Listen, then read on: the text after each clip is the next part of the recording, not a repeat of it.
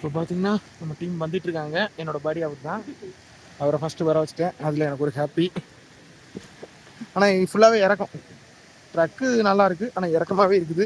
நீங்கள் இதெல்லாம் ஏறும்போது ரொம்ப கஷ்டமாக இருக்கும். அதான் அடுத்த பிரச்சனை. எப்படியும் நாளைக்கு ஏற்றமா இறக்கமா என்ன ஏது எதுவுமே தெரில. டீப் ஃபாரஸ்ட்னு சொன்னார். பார்ப்போம். அங்கே ஒரு நல்ல நீர்வீழ்ச்சி இருக்கிற மாதிரி இருக்குது. நீர்வீழ்ச்சி மீன்ஸ் ஒரு ஆறு தான், நல்லா இருக்குன்னு நினைக்கிறேன். சவுண்டு சும்மா ஹெவியாக இருக்குது. அண்டு சின்ன லிட்டில் பிட்ல ரெய்னிங், சின்ன சின்னதாக ஒரு ட்ரைனிங் இருக்குது. அது வந்து கொஞ்சம் டிஸ்டர்ப் பண்ணுது. எப்படின்னா ஒரு கால் வழுக்கிறது இந்த மாதிரிப்பட்ட விஷயத்துலையும் ப்ராப்ளமாக இருக்கும். அடுத்த இன்னொரு பெரிய ப்ராப்ளமாக நான் என்ன பார்க்குறேன்னா, ஷூஸ் ஆல்ரெடி இல்லாமல் இருக்கிற நேரத்தில் இது எனக்கு இன்னும் கொஞ்சம் கஷ்டமாக இருக்குது. எனக்கு அந்த கையில் அடித்து வச்சிருந்த ஆணிலாம் கிட்டத்தட்ட காணாமலே போயிடுச்சு. எனக்கு என்னவோ இந்த ஷூஸ் இந்த ட்ரக்கு பிறகு தாங்காதுன்னு நினைக்கிறேன். ஃபஸ்ட் ஏதாவது ஒரு கயிறை ஏதாவது கட்டி கொண்டு போனால் கூட அது எவ்வளோ தூரம் தாங்கும்னு எனக்கு தெரியல.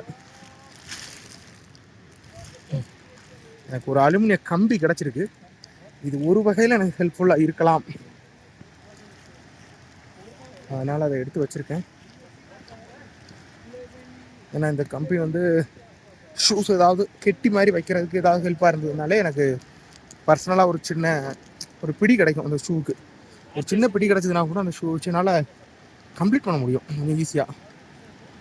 அதுதான் யோசிக்கிறேன். இறக்கம் நீங்கள் பார்த்தீங்கன்னா தெரியும் ஒவ்வொரு கல்லை எவ்வளோ இதாக இருக்குன்னு. ஃபுல்லாக இறங்கணும். இறங்குறது நிறைய பேருக்கு கஷ்டமாக இருக்கும். எனக்கு இறங்குறது கொஞ்சம் ஈஸி, ஏறுறது கஷ்டம். சிலருக்கு ஏறுறது ஈஸியாக இருக்கும்னு யாரும் நான் சொல்ல வரல. ப்ராக்டிஸ் இருக்கும் ஏறுறதுக்கு. இறங்கும்போது கால் வந்து கரெக்டாக ஃபிக்ஸ் ஆகணும். அந்த ஷூஸ் வந்து பக்காவாக அதில் என்ன சொல்ல க்ரிப்பாக நிற்கணும், இல்லைன்னா கஷ்டம். இப்போ என் நிலமை அப்படி தான் இருக்குது. ஷூஸ் கரெக்டாக நிற்கலையே, நான் எப்படி இதை கம்ப்ளீட் பண்ண போகிறேன், அந்த மாதிரி ஒரு கண்டிஷனில் நான் இருக்கேன். இது ஒரு நல்ல ஒரு ரெயின் ஃபாரஸ்ட் தான் எனக்கு. ஆனால் இது மாதிரி எனக்கு ஏறினது சிராப்புஞ்சி, அங்கே இது மாதிரி ஒரு ட்ரக் இருக்குதுன்னு கேள்விப்பட்டேன். ஸோ அதுக்கு போகணுன்னு நான் ரொம்ப நாள் ஆசைப்பட்ட ட்ரக் தான். பாருங்களேன், இந்த மாதிரி குட்டி குட்டியாக நிறைய சேர்ந்துடும். இது வந்து ஏற்கனவே போயிட்டே இருந்திருக்கு. அதுக்காக தான் ஒரு பிரிட்ஜ் மாதிரி கூட கட்டி விட்டுருக்காங்க. ஆனால் என்னென்னா இந்த மாதிரி பிரிட்ஜஸ் வந்து ஓகே, இது மாதிரி நிறைய சேரும்போது பெரிய நதி ஆயிரும். அது கொஞ்சம் நல்ல ஹெவி ரெயின் மாதிரி தோணுனா கூட, அதாவது பெரிய ரொம்ப ஹெவியாலாம் வேணாம். அண்டு இங்கே தான் இருக்கணும்னு இல்லை, வேற எங்கேயாவது ஒரு ஹெவி ரெயின் வந்தால் கூட இந்த இடத்துல எப்போ தண்ணி வந்து ஏறும்னு நம்மளால சொல்ல முடியாது. அது ஒரு பெரிய ப்ராப்ளம். ஸோ சவுண்டு வந்து ரொம்ப கிளியராக கேட்டுக்கிட்டே இருக்கணும். அந்த சவுண்டு எப்போவாவது நமக்கு ஒரு சின்ன இண்டிகேஷன் கிடைக்குதுன்னா எஸ்கேப் ஆயிடணும், இல்லைன்னா கஷ்டம். இந்த ட்ரக்கை பொறுத்தவரை, ரெயின் ஃபாரஸ்ட் ட்ரக்கை பொறுத்தவரை அது ரொம்ப முக்கியம். இப்போ நான் கீழே போகணுமா மேலே போகணுமா, இப்போ இன்னையா சொல்லாதீங்க இங்கே அந்த மாதிரி இருக்குது. ஏன்னா வே வந்து நிறைய வேயா பிரியுது. ஆனால் எனக்கு தெரிஞ்சுதான் வேயா இருக்கிறதுக்கு வாய்ப்பு இருக்குது. ஸோ நான் இப்படியே போகிறேன். ஆடங்கொம்மா சாரி ஆடங்கொப்பன் தாமரப்படல தலைமுழுக. ஏய், பிரிட்ஜ் இருக்குது. நான் எப்படா கிராஸ் பண்ணணும்னு தெரியலன்னு நினச்சேன். அந்த பாருங்க, அங்கே ஒரு பிரிட்ஜ் இருக்குது பாருங்க, நல்லா இருக்கு.